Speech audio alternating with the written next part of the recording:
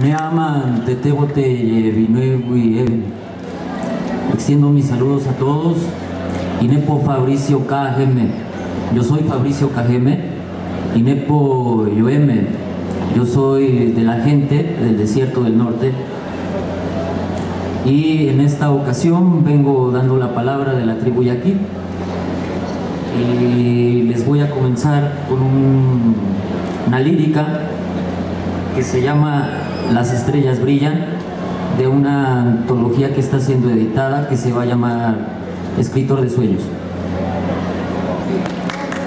Ume chokim de octachichi ite, haibu alba en yapsi, cuactaguate, ume suren yoeme en apeconti, taji ujoca, umaso jiakiam nauyu mapo, hueyeca hipwa, haibu kupsaite, en yapsi wikia, ika beisebolim, huyapo ayuk, ume chokim de octachichi ite, vea, Inepo kupek, vea, bicha na buktia, apo yapsi, itom heka, itom taji, itom bab, itom wia, itom yapsi pollo eme. Las estrellas brillan.